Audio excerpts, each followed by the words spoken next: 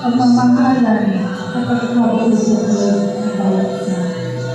Panginoon, patuloy mo magtibayin, patuloy mo pagbubuhin ang magiging ng Panginoon.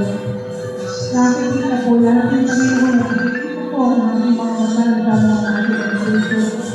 Ang bibig nila ng paglilingkod, ang nakakalan ng kanilang puso sa kanilang gawain. Kaya Panginoon, may napapasilahan na pinagbalang taon, nawa Panginoon ay patuloy mong ibuto ang iyong biyaya sa kanilang lahat. Sa bawat isa, Panginoon, ay natitignan mo ang bawat isa. Ipuhin mo sila, Panginoon. Palakasin nila ang kanilang pagkakayan. Bigyan mo sila, Panginoon, na natin ang pagkakataon ng pagkakataon.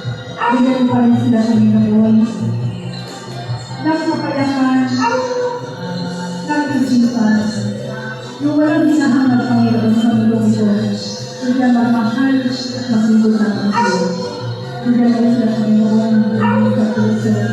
Ang puso na tingin ng pag-ibig na nagmumula lang sa iyo. At Panginoon, muli, aming pinararamdaman ng grupong ito ay pinakamalagis sa aming puso. Nawa Panginoon, patuloy niyo po kami sa kalis-kalis. Hindi mo po kami, Lord, patuloy na magpapagawa ko dahil ang mga bagay na walang kapag-pagpapagawa sa kanila.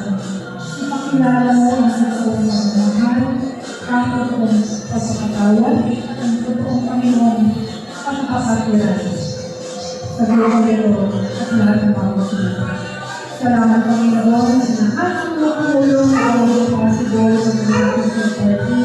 Salamat sa mga gift na pagpapagawa sa Panginoon.